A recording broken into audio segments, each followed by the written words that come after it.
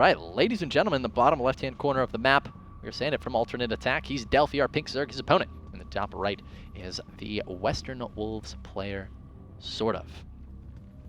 And both of these guys looked really, really good in their first sets. I think SortOf definitely more dominant over his opponent. However, it was, of course, the same set of builds every time from SortOf, and also his opponent. Delphi's play was, we got a much better picture of course, that was a CVP, but I'll tell you, this guy, I call him the Macro Zerg.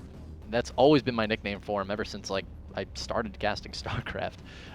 So, excited to see what this is going to pan out. This is the finals, as we were saying, folks. It's best of 3. See who gets that seed to Vegas. Speaking of Vegas, DICE is coming up this weekend. It is being held in Las Vegas, Nevada. Starts on Thursday at 10 o'clock in the morning. My beautiful co-commentators, Kevin and Robin, will be there. If you guys are big fans of theirs, make sure you tune in. Give them some support. It's going to be a great event overall. It's actually, I get worried, you know, with sometimes you have like these events that deserve such ridiculous quantities of viewership. This is going to be one of them, and I really hope it gets the views it deserves, because you've got 4 of some of the best players in the world. Okay, first off, everybody going, pretty much you've got the foreigners. Violet did end up pulling out because of visa issues, but you've got Scarlet representing the Zergs, you've got Grubby representing the Protoss, and your 2 Terran players, Illusion and Lucifron. These guys, I mean, they are some of the biggest names in StarCraft. It's just the 4 of them battling it out for $10,000 in cash prizes. I mean, they're going to be playing at the absolute top of their game. There's a 1 in 4 chance that they take away the win. The first place prize is $5,000. It's a 4-person tournament with first place $5 grand. I mean, I can't even imagine the caliber of play, how much these players will study their opponents, who they're going to be facing off against. It's going to be a really, really exciting event, and you absolutely should tune in. Thursday, 10 o'clock, be there or be a rhombus, okay? Basically. So Delphi is going to be getting his scout on, sees the 15 hatch from SortOf. SortOf should be going, that wasn't 15 hatch. This game accelerated quite quickly. Passage time, I must be close to the board. The spawning pool did complete. Hatchery follow-up now into the extractor. On Delphi's side of the map, he has opted actually for that 15 hatch. He followed it up with a pool, and now has mined about 30 gas. So a little bit more greedy here from Delphi. His queen, of course, will be later, but his speed will actually start sooner, as the extractor has just finished for SortOf. He's just beginning to mine those little precious Vespine cubes. I forgot, they're not cubes anymore. I am too used to StarCraft Vanilla and Brood War. I actually don't remember playing so much StarCraft Vanilla. I don't know about you guys. I remember a ton of Brood War, but if you go back to like the original StarCraft, I know that I lost my original CD, and for my entire life, I had a burned copy with the CD key written on it. I wrote it in Sharpie, and I didn't know when I was little. Zerglings are surrounded here, by the way, and they're not gonna die. He's delaying a lot of mining time until the queen pops out. Finally does, and they'll be able to thwart that. But yeah, so 9s and 4s.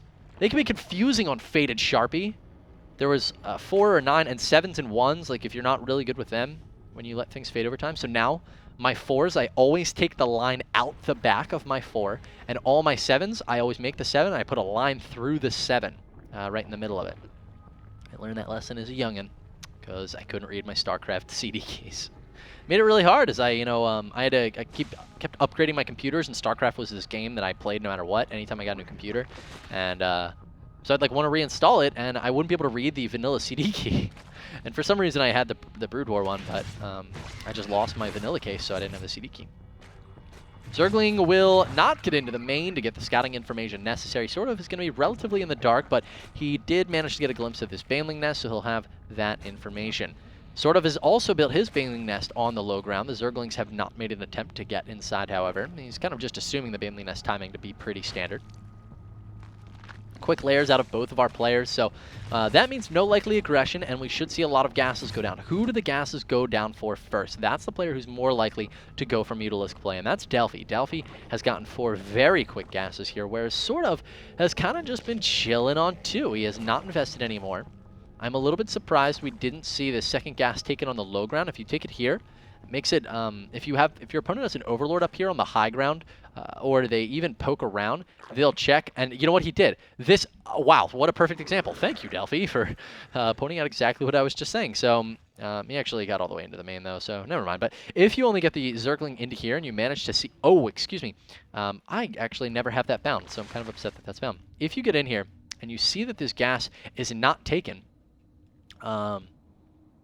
then you know, obviously, that's not taken. But if this gas is taken, you have no idea about the rest of the gases. And this gas, I don't think he had actually seen, except for the beginning of the game. Regardless, guys, you get the point. It's a lot of Zerg players do it. Sort of not choosing to employ it in this particular game, however. He's going to throw down a Roach Warren and an Evo Chamber down here on the low ground, as we were kind of suspecting. And Delphi, on the other hand, as we were saying earlier, has gone for that Spire, but very nice scout here out of SortOf. Does manage to get a glimpse of it before his Zergling is picked off. So he knows about this Spire now, and he is going to be able to respond appropriately. Delphi making a lot of Zerglings right now. A couple Banelings as well, pushing forward with these. And he kills the Creep Tumor, gets in some damage. Oh my goodness, will he kill this Queen? He picked off a very high energy Queen there, and that's super nice. This makes it more difficult for units like Hydralisks and Queens to be able to defend this third base, as SortOf is going to want to make the move to take this. This was incredibly well done out of Delphi. Does manage to pick off the units in the back, but yeah, so taking off that high energy Queen and the Creep Tumor was a huge important factor here, as it was picked off by the Banelings. This is going to make it much more difficult for SortOf to be able to secure this third base against the Mutalisk play that we're about to see from Delphi. SortOf is going to counter with some Zerglings of his own here. This Queen will be a little bit vulnerable. It's probably going to be picked off. Zerglings are getting in what damage they can while the Queen is target fired down. Coming in with a couple additional ones here. Now the Banelings join the fray, and that was some poor control, admittedly, out of SortOf. He definitely could have gotten a better exchange there. And this Baneling's like, where'd everybody go? I'm just going to hang out for a little while, okay? Okay, Baneling, you do that. So Delphi right now is going to be heading across the map. And he's going to, I really think he's going to have an opportunity here to try to pick off that third. Zergling's continuing to spawn. Yeah, he's definitely going to be pressuring it. Mutalisks are now on the field. And, well, Delphi is just gearing up for a really big attack here in a moment, as that third is getting ever increasingly vulnerable. Roaches and Spine Crawlers accruing over here at the third base. He's really going to be trying to hold on to it. The Spines. Oh, these are actually Spore Crawlers. The Mutalisk coming in now. And this is a really good counter maneuver by SortOf to build these spores. It's extremely well thought out, but it may just not be enough. But that was very intelligent. Huge props to Western Wolves SortOf, realizing that he was going to be vulnerable over here because his Creep Tumor was killed off, and because that Queen was lost, and adjusting in order to compensate. And it actually may do it for him. It may allow him to save this third. One Queen escapes. He's now going to be coming in, trying to get the further damage. The Roaches are going to go for a counterattack here for SortOf to try to take out this third. Delphi's going to move units into position. A very quick Roach transition here for Delphi. I think this is enough, actually, for Delphi. He's going to hold this third. Mutalisk making their way into the main base. Only one Spore Crawler all the way in the back, but it's getting shots off on these Mutas. Mutas finally make it out of the range. That one is so low, so dangerously low to dying, but it's not going to. In fact, he's going to move a little bit further away from the Spore. Oh, Delphi, you're losing a lot of damage right now. You're taking a lot of damage to that Spore. That one Muta will get picked off. The Muta count is now down to just 5. He sees the Infestors. Is he going to try to make his way out of the base or try to get in some more damage? It looks like damage is the name of the game here for Delphi.